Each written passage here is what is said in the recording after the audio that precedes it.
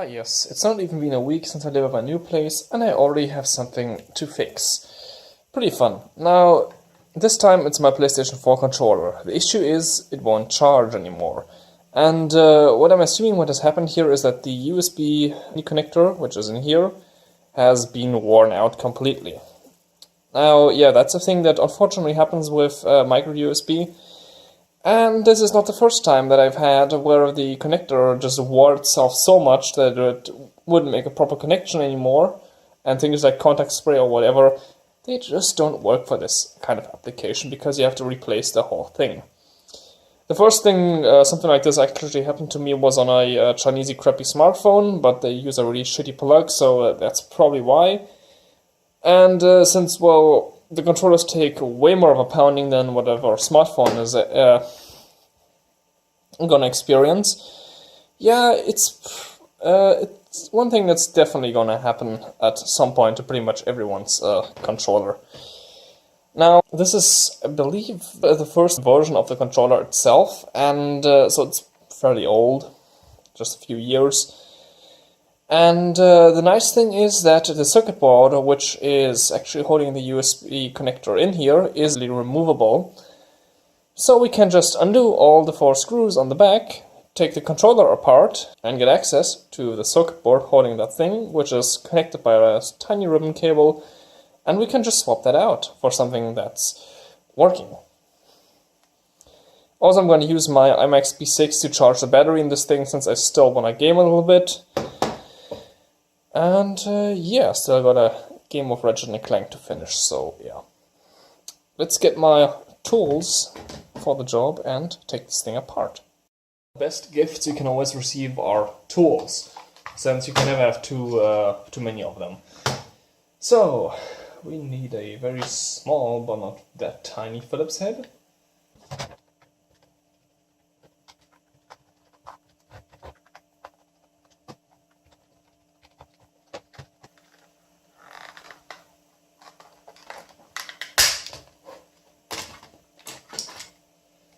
Alright, and we are in. Now, the circuit board I was talking about is that one down here. Now, the best thing is to examine the thing properly, since there are various versions of this and you don't want to buy the wrong one and then send it back to some weird Chinese company and never get a refund for it. So yeah, let's pull that tiny ribbon cable out down here and have a closer look. The nice thing is, since it's super easy to take this thing apart, it's also super easy to swap out the battery for either a bigger one, or if your battery has died, it's super simple to just swap it out for a completely new one. So at least makes the device somewhat service friendly.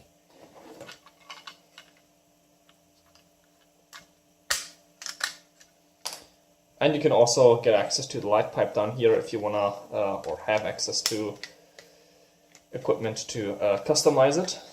For example, you could redo this piece in CAD and laser cut it if you have access to that type of machinery.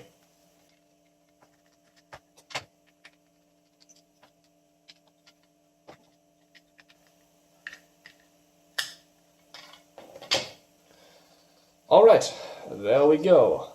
That is our circuit board in need to repair, or in my case I'm just gonna swap it out, since I don't really have equipment to solder something this tiny, and I kind of doubt that I'm going to find a fitting USB connector for this thing. So yeah, in order to charge the battery I'm just going to disconnect it from the controller and hook it up to my iMac P6, just so I can, well, charge the thing, which would already be great.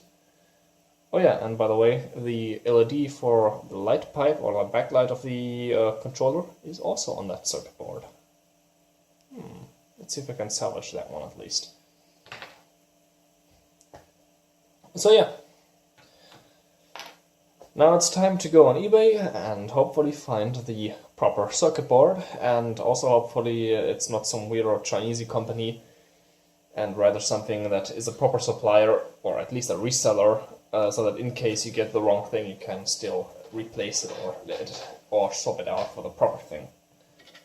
Oh yeah, and also Yeah, my controller's a little bit broken. Since the clips that hold this thing on, which are on here, yeah, they don't work that well anymore. But the controller still works fine, and if it's fully assembled, there's no issues whatsoever with anything. Alright, and charging the battery externally so that I can actually still use the controller is rather simple. Just gotta set my power supply to something like 16 volts, because the IMAX P6 works from pretty much anything from 11 to 18 volts. Turn on the power. And we're just gonna select a lithium polymer charge.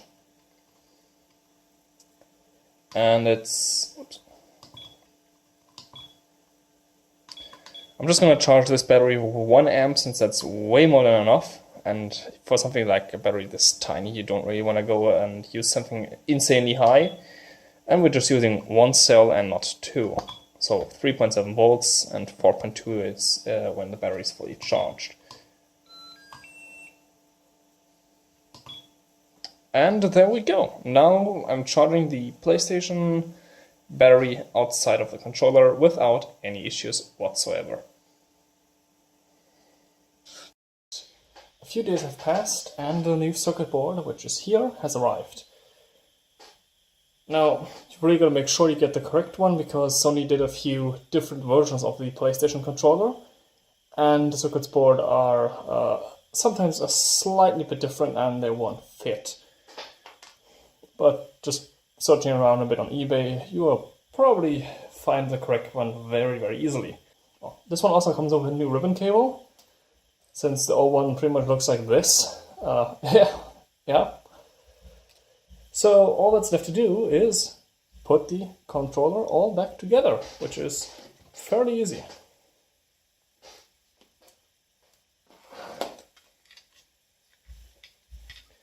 But you have to make sure that the circuit board has the USB port facing down so that it fits properly, and you can also insert the ribbon cable after everything has been tied down, like so. Alright. Now from all the screws we have taken out of the controller, we have 5 screws. The shortest one is the one that is holding down the circuit board here. So just make sure you don't mix that one up, or the screw would just go through the plastic and protrude out the other side, and that wouldn't be so nice.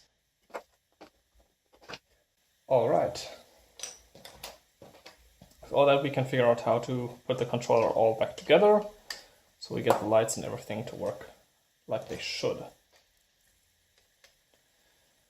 And yes, you have to put the ribbon cable in before you do all that. Otherwise, you don't have access to the connector in here anymore.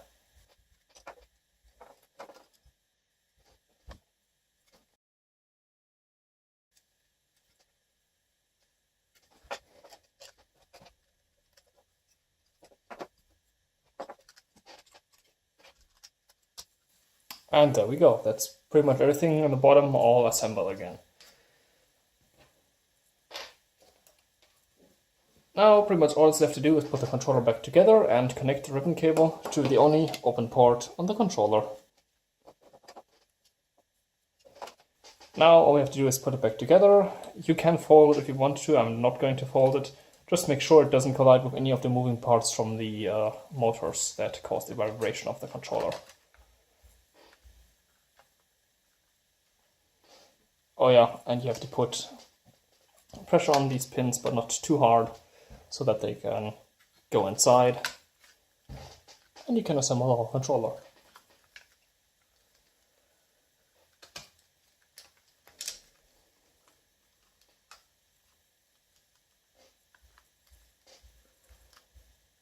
It's a bit fiddly putting it all back together because the battery holder is preventing you from pressing the case all together.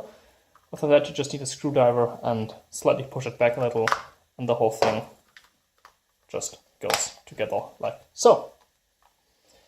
So we're at the last step, and all we've got to do now is put the 4 remaining screws in. As you can see, the controller is already flashing because I accidentally pressed the power button of it, or the PlayStation Home button.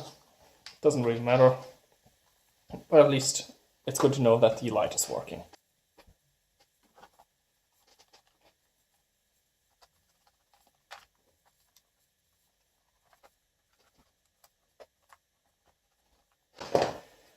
And there we go. Now all it's left to do is plug power into the controller and see if the light lights up to indicate that the thing is charging, which is the fault that it had and would do before. So I'm just going to use a power bank.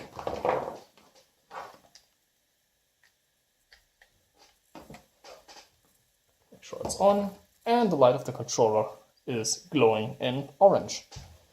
Doesn't seem to be the same LED as before, and it seems to be a bit dimmer, but for me that doesn't really matter because the light bar is pretty much unimportant.